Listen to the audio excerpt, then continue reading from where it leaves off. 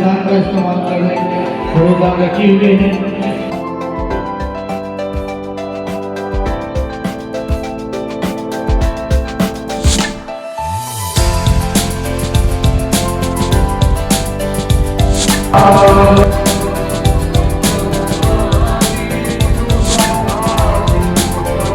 Photo भी click नहीं हो पाता यहाँ से, अच्छा खुला खुला अच्छा लग रहा है देखने में। लो आप लोग वैद्यनाथ धर्मशाला, बहुत बढ़िया व्यवस्था रहता है यहाँ।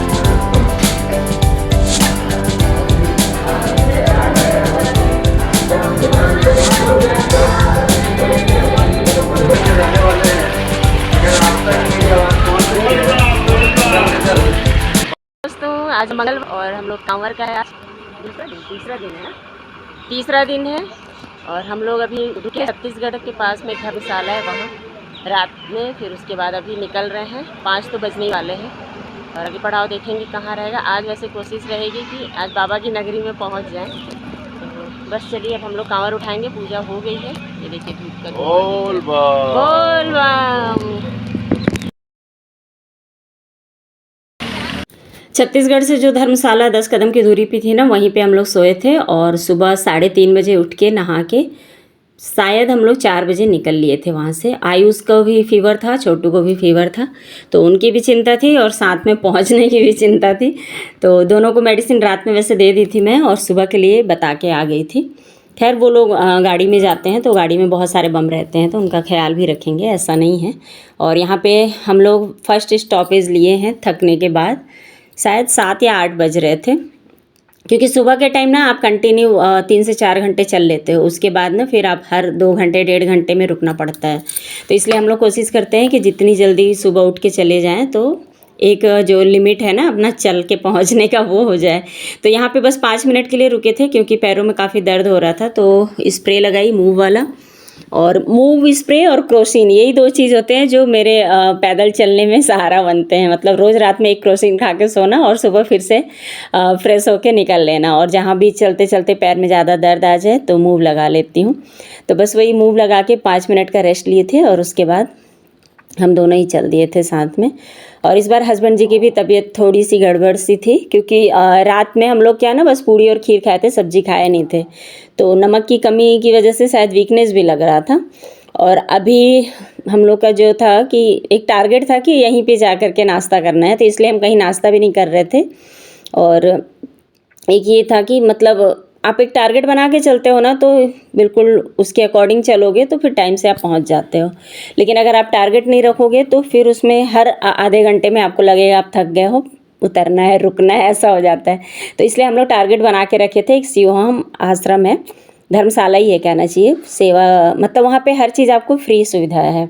और मैं ये बोलूँगी कि जो भी मतलब बोलबम जाते हैं ना, अगर वो पैदल चल रहे हैं तो इस जगह पे ज़रूर रुकें, बहुत ही ज़्यादा आनंद आता है यहाँ पे। मतलब यहाँ पे एक तो मंदिर है, यहाँ पे साफ़ सफाई का भी ध्यान काफ़ी ज़्यादा रखा जाता है, और ये जो ट्रस्ट है ना बहुत ही अच्छे से काम करता है। मुझे मतलब मैं 2 सालों से आ रही हूँ तो मैं देखी हूँ।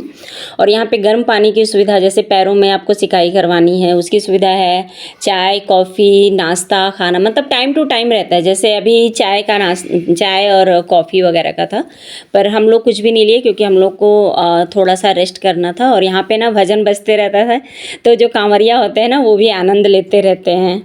वहाँ पर कचरा ना फैलाएंगे, गंदगी ना फैलाएंगे, कूड़ेदान का इस्तेमाल कर रहे हैं, कूड़ेदान रखी हुई है।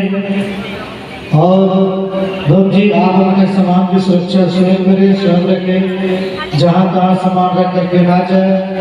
अगर आप जाते भी हैं तो अपने साथी को बोल दे, बात कर ले उनसे, मेरे सामान का ख्याल रखें।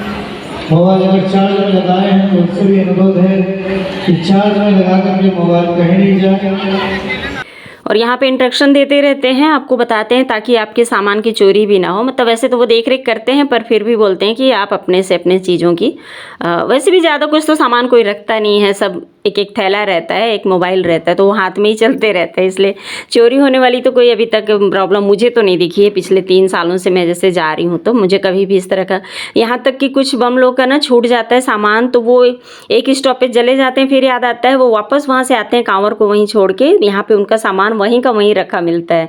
इतना ज़्यादा मतलब ईमानदारी के साथ ये त्यौहार जो सावन में वाला है ना यहाँ पे मनाया जाता है। मतलब मुझे तो बहुत ही अच्छा लगा था कि यहाँ चोरी वाली प्रॉब्लम नहीं रहती। जैसे आप सो भी जाते हो बैग वैग रख के, तो ऐसा नहीं है कि आप सो के उठे और आपका बैग गायब है, हर किसी का सामान वैसे ही रखा रहता है बिल्कुल। और यहाँ पे हम लोग आ गए थे नाश्ता करने, क्योंकि नाश्ता का टाइम हो गया था। और यहाँ पे जो ये सेवा जो कर रहे हैं ना, जितने भी जो लगे हुए हैं बच्चे, ये इसी गांव के, लोकल गांव के ही आसपास के बच्चे रहते हैं। और इनको यहाँ पे इनका मतलब पारिश्रमिक जो बोलते हैं ना, पेमेंट इनको मिलता है, तो इनको एक रोज़गार भी मिल जाता है ये सावन मेला में। तो बहुत ही अच्छा लगता है, मतलब बड़े मन के साथ ही ये मतलब खिलाते पिलाते हैं। ऐसा नहीं है कि बस ड्यूटी है तो पटक दिए दे दिए, इस तरह से नहीं। वो पूछ पूछ के देते हैं कितनी रोटी दे दूं करके, जैसे बिल्कुल मानो घर में मम्मी लोग खिलाती है ना, उस टाइप से। तो यहाँ पे खाने में था रोटी और सब्जी थी और साथ में बूंदी था। यहाँ पे मतलब मीठा आपको नाश्ते में ज़रूर मिलेगा। तो पिछली बार तो शायद हलवा था और पोहा भी मिला था, पर इस बार बस सब्जी रोटी और बूंदी थी। हाँ, इतना ही था। और फिर हम लोग नाश्ता किए और अच्छा लगा, मतलब प्रसाद के तौर पे खाते हैं ना, तो बहुत ही अच्छा लगता है। भोग जो भी रहता है, जैसा भी घर में हम वैसा बनाया तो शायद ना पसंद है। और आलू मटर था उसमें और परवल भी था, माने मिक्स वेज रहता है। जो भी सब्जी होती है ना, सब मिला के जो गांव के आसपास के लोगों से मिल जाता है, वही सारी सब्जियां बन जाती हैं। तो यहाँ पे हम लोग नाश्ता करेंगे, उसके बाद थोड़ी देर आराम करेंगे, उसके बाद आरती होगी, तो स्नान करके आरती अटेंड करके फिर हम आगे के लिए निकलेंगे।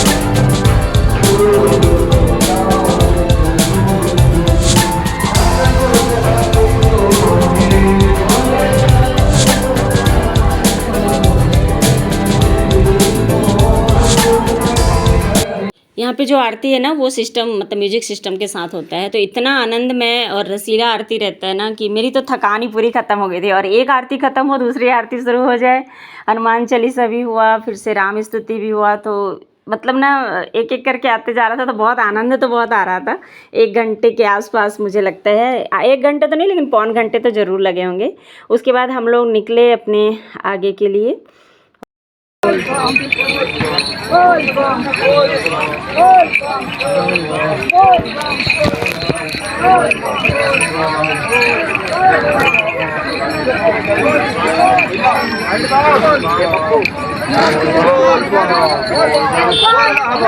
और यहाँ पे चलते चलते हम लोग गुड़हारी नदी के पास पहुँचे, और यहाँ भी मुझे लगता है 3 से 4 घंटे हो गए थे।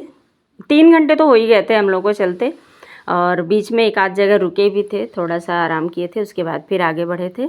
और यहाँ पे जब हम लोग पहुँचे ना, तो गुड़हारी नदी में भीड़ इतनी ज़्यादा थी, मैंने पानी से ज़्यादा तो भीड़ थी। और हम लोगों को मतलब ऐसा था कि जल्दी जल्दी जाना है ताकि 1-2 घंटे आराम कर सकें, नहीं तो अगर हम लोग को 1 घंटे या आधे घंटे यहाँ लग जाते हैं तो आराम में से हमें आधे घंटे निकालने पड़ेंगे। तो फिर हम लोगों ने डिसाइड किया कि हम लोग पुल से जाएंगे, तो पुल पे भीड़ भी कम थी। और मुझे लगता है लाइफ में पहली बार, मेरे हस्बैंड जी भी इतने सालों से वो जा रहे हैं, 20 साल से ऊपर हो गए हैं, वो पहली बार वो भी पुल से आए। और मेरे तो अभी 2 ही 3 साल हुए, मगर फिर भी मैं फ़र्स्ट टाइम यहाँ से गई। और यहाँ पे ना पूरे नदी के ही बीच में, मतलब नदी में पानी बहुत ही छिछला सा रहता है, तो नदी में ही कुर्सी और टेंट वगैरह सब ढेर सारे लगे हुए थे। बहुत ही मतलब यहाँ पे जैसे अगर आपके पास समय है ना तो आप रुक के यहाँ पे आनंद ले सकते हो। भुट्टे भुने हुए मिलते हैं, बहुत ही ज़्यादा खुशबू मतलब भुट्टे की यहाँ पे आती है। तो हम लोग तो फिर डिसाइड किए कि हम लोग आगे निकलना है तो फिर पुल से ही निकल लिए।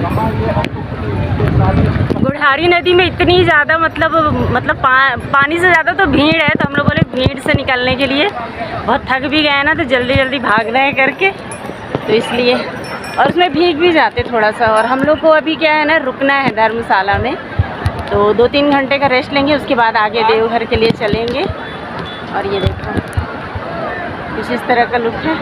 और फर्स्ट टाइम यहाँ से जा रही हूँ, नहीं तो हर बार नदी से ही जाती थी, तो बढ़िया अच्छा लग रहा है। लेकिन यहाँ पे भी हवा चल रही और नीचे इतनी ज़्यादा भीड़ है कि इम्पॉसिबल है बिल्कुल। एक तो फ़ोटो भी क्लिक नहीं हो पाता यहाँ से, अच्छा खुला खुला सा अच्छा लग रहा है देखने में। लो आप लोग भी देखो, कई लोग यहाँ पे आते हैं तो बढ़िया रुक के नहाना, मतलब पानी तो खैर इतना ज़्यादा गंदा हो जाता है क्योंकि बारिश का पानी रहता है ना, तो मिट्टी मिट्टी सा रहता है। लेकिन इसमें बहुत सारे लोग यहीं पे रुक के अपनी थकान मिटाते हैं। जो कंटिन्यू चलते हैं ना बस रुक रुक के, तो वो लोग यहाँ पे ज़रूर रुकते हैं। हम लोग तो खैर स्टॉपेज ले लेके चलते हैं, इसलिए हम लोग को इतना इंपॉर्टेंट नहीं लगा। मगर ये कि थोड़ा सा फ़ोटो शूट वगैरह यहाँ पर अच्छा होता है, तो रुक के सब करवा लेते हैं। और इसके बाद ना फिर हम लोग को निकलना है। मतलब अगर आप गुढ़ारी नदी पहुंच गए हो ना तो समझ लो कि बस बोलबम पहुंच गए। जो पैदल चलते हैं ना उनको यही लगता है गुढ़ारी नदी पार हो जाए तो फिर पहुंच जाएंगे।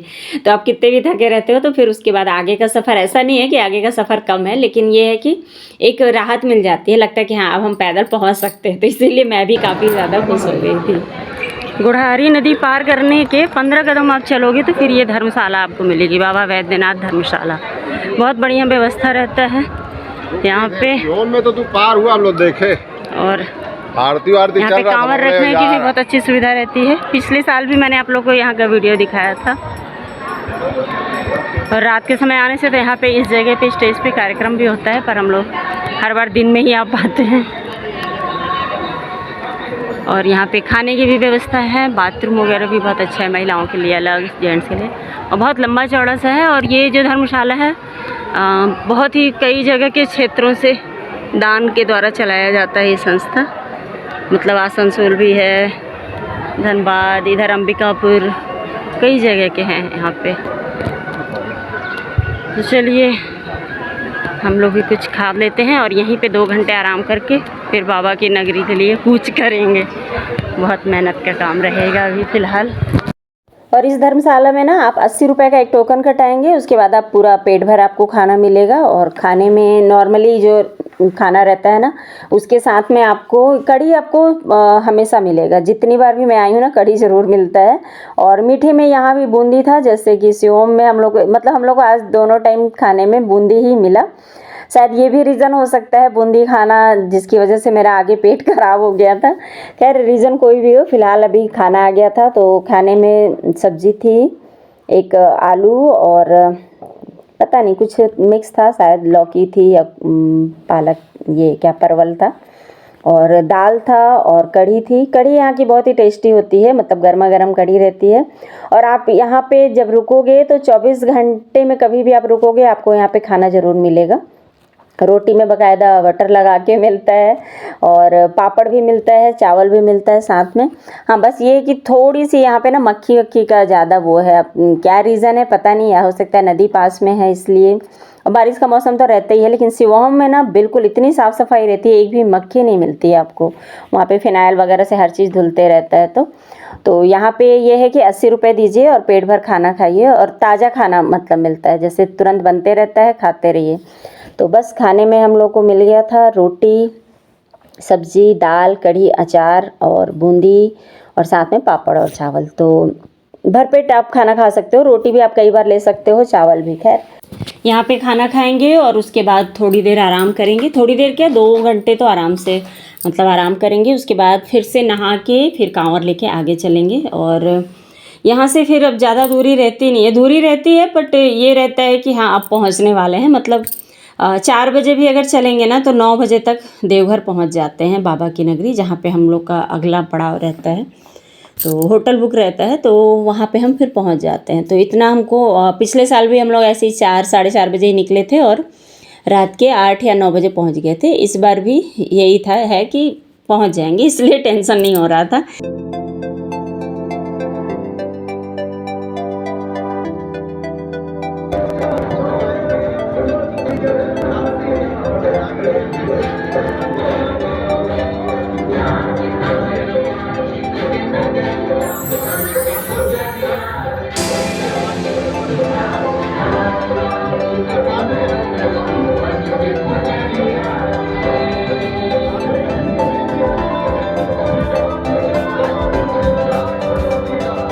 और जब यहाँ पे हम लोग आराम करने आए तो थोड़ा सा मूव वगैरह लगाया सबको ही, क्योंकि मूव ही है जो आगे बढ़ने के लिए ताकत दे पाएगा हम लोग के पैरों को, गर्माहट की वजह से जो आराम मिलता है।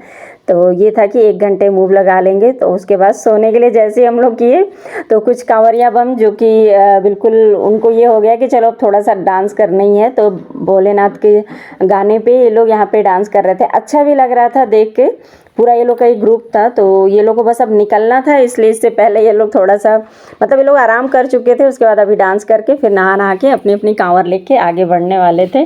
तो कुछ लोग वहाँ पे भी सोए थे, तो वो लोग भी उठ के इधर आ गए, बोले यार इनके मतलब आनंद के चक्कर में हम लोग की नींद पूरी नहीं हो रही है। पर यही है कि बाबा की नगरी गए हैं तो बाबा के गाने तो बजेंगे ही। और यहाँ पे हम लोग फिर निकल लिए थे और सीधे मैं आप लोगों को मिल रही हूँ। बस यहाँ से अब बाबा की नगरी स्टार्ट हो जाती है, मैंने यहाँ से कारपेट बिछे रहता है और भोलेनाथ के। तो मैं यहाँ पे वेट कर रही थी हस्बैंड जी का, क्योंकि वो पीछे रह गए थे।